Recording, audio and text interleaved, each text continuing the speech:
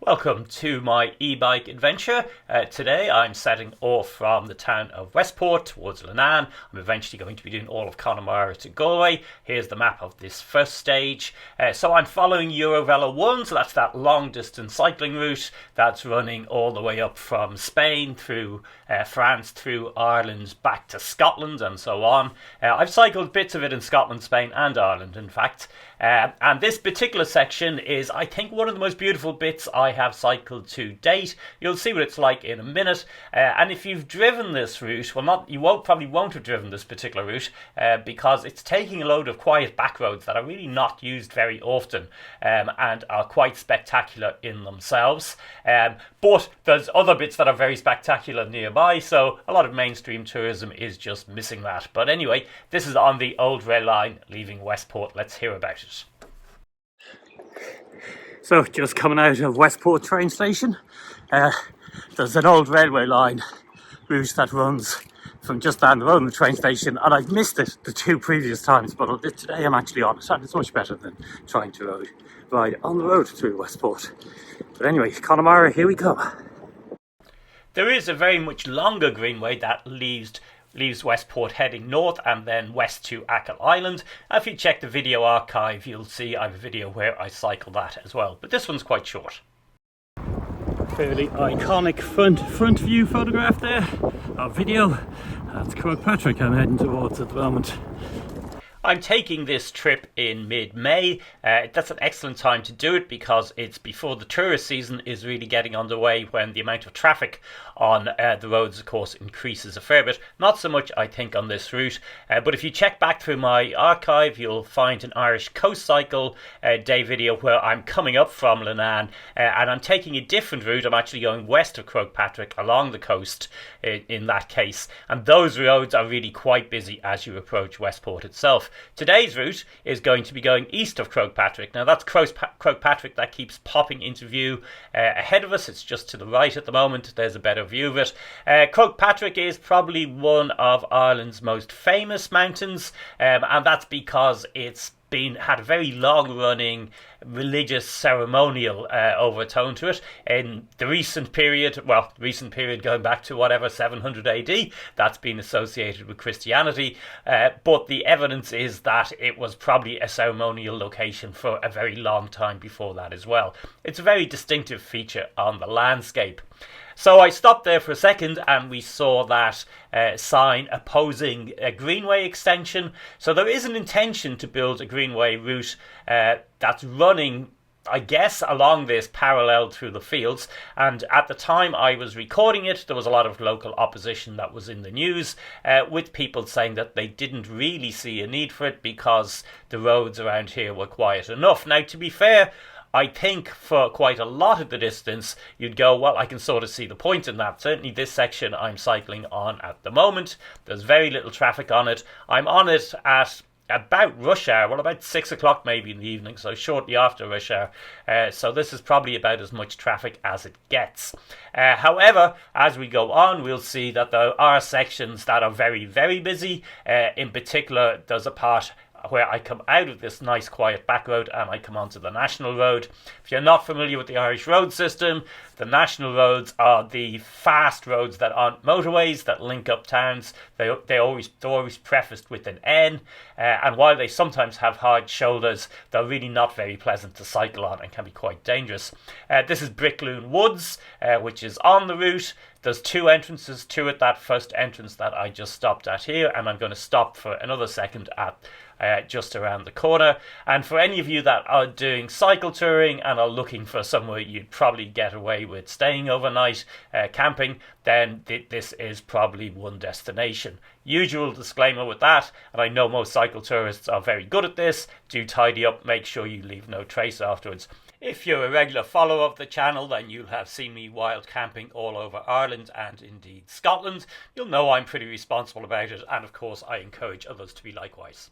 This is this section of the National Road I'm talking about. As you can see, it's particularly lethal because there's no hard shoulder and the lane is only wide enough for the cars. And, you know, a lot of these cars passing me are not leaving a good distance. Now, it's only 1.5 kilometres, but I could certainly see a case there with the Greenway to say, yes, there definitely needs to be a section that at the very least bypasses that bit. This section here, it is getting busier. Now, I think here is probably about 5:30 or 6. It's probably the point that people working in Westport are driving home, because there's a brief pulse of traffic at that section there, and then it gets a lot quieter. We're heading for the Sheeffrey Pass on this, although we're not as close to the pass as I thought we were in this clip. So, just did my first battery changeover for the camera. We're pretty high. This might be the top of the pass, so I just spin it around and you can have a look. Hopefully the sponge is killing the wind noise. I haven't bothered putting the microphone on. I'll be interested to check out how successful it is at that later, because it's quite windy. But yes, impressive view.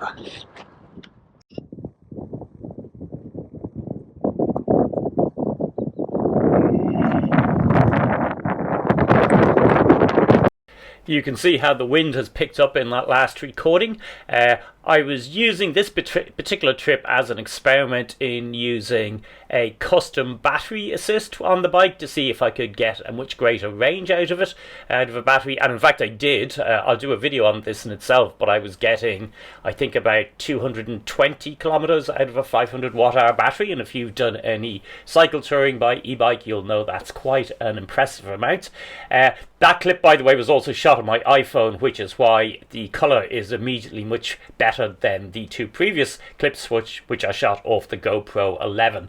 I have a GoPro 11 sitting on the handlebars that shoots all the footage you're seeing here, and then I whip out the iPhone whenever there's a nice little bit to get a better quality shot of.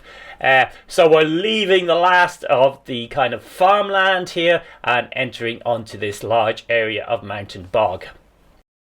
About to do the one substantial climb. Well, there's a second one actually later on the other side of Killary Ford. This is one of those, I think I see where the road ahead is going moments. Up the side of that, I think, is where I'm going.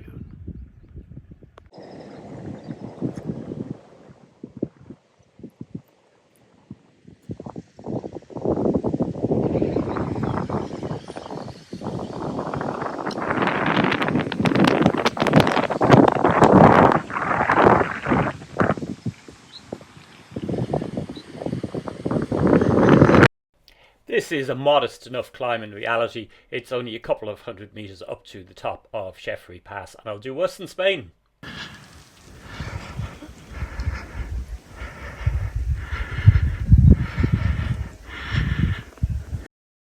As the first substantial cycle of the summer, however, I'm not all that fit, as you can tell from the heavy breathing there, and the low battery assist doesn't help.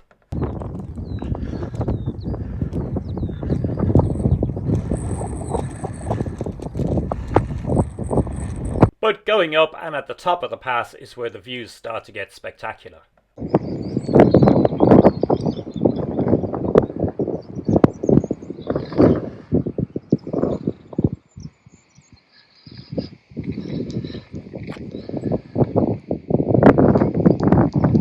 These very stripped down landscapes we're seeing are often thought by tourists to be the kind of natural state of what the mountains should look like, but they're not, in fact. What's happened here in many parts of Ireland is overgrazing by sheep that basically strip everything that grows down, and so there's no real chance for what would be the natural vegetation of hazel scrub and then forest to establish itself. But this landscape is also the story and a related story of Irish history and the land struggles here. So we're coming into the Doolough Valley in a couple of minutes, and that's the sign of a particular infamous tragedy towards the end of the famine years. So the worst year of the famine is 1845, but in fact it goes on for a few years around that, and towards the end, in the winter of 1849, here in the Doolough Valley, the poor law inspectors are basically in the Delphi Lodge, which we'll pass in a minute, and they tell the population that they have to come there to be assessed as to whether or not they should still receive financial support. And so in the dead of winter, a couple of hundred people try to walk down here from Louisburg. They'd be told to arrive early in the morning, so they tried to walk through the night. And then they weren't even really seen, they were just sent home again. However, in the aftermath, 7 bodies were found along the route down, and about 10 more people never returned home. And according to some local stories, the actual death toll was a lot higher than that. Then, after the famine in the 1850s, a Scottish aristocrat called William Houston, who was also an ex-British Army officer, arrived in the area, took 40,000 acres of land from the Marquess of Sligo, which he added 5,000 acres later, and similar to what had been done in Scotland, cleared off the population. So about 180 families or 1,000 people were displaced from these valleys at that time, and they were replaced with sheep. And it's kind of interesting because in some accounts he's seen as a modernising landlord, but the reality was he displaced a large section of the population, and as in Scotland, they didn't necessarily have anywhere to go to. A quick diversion here to go up part of the Western Way and have a closer look at Aasleagh Falls. This Western Way actually goes all the way up and crosses over.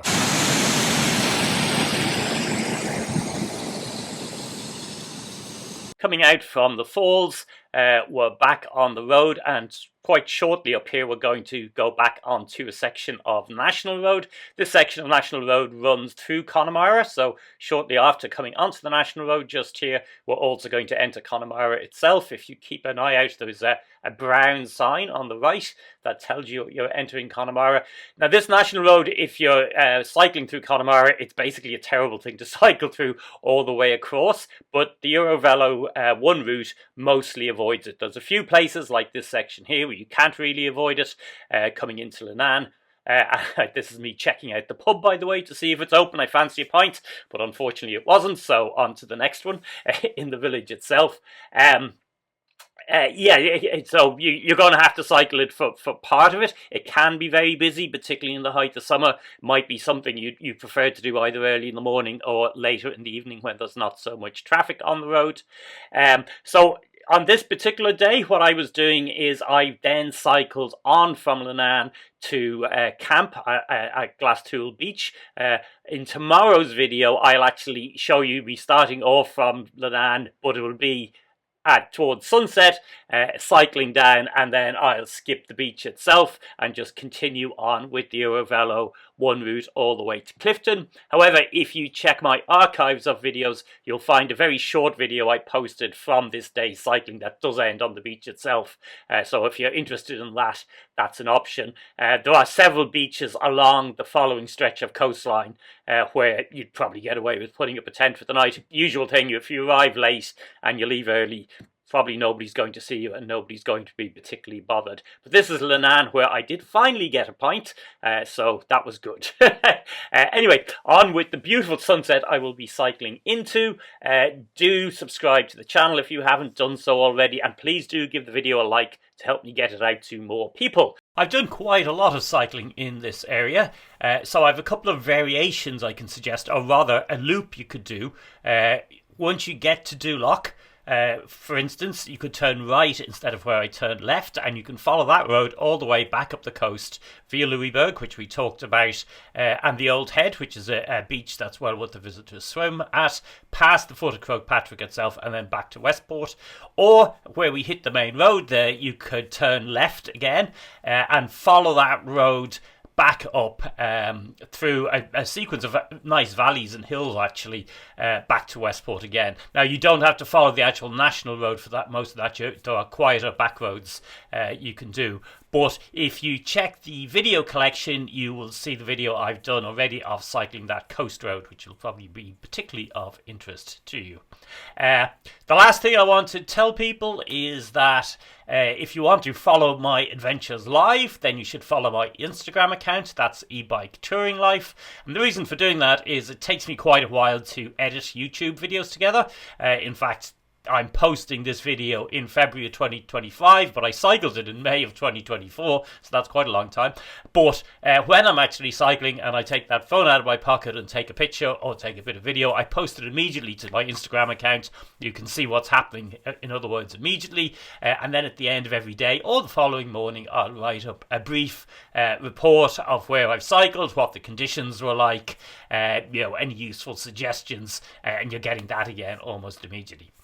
be patient and wait a few months and you will get the YouTube video as well. I think they're kind of valuable if you want to know exactly what the road looked like, and it also gives me time to add in some bits about local history and that sort of thing. But anyway, hope you enjoyed it. Hope it encourages you to take up cycle touring, and if it does, someday I hope to meet you on the road.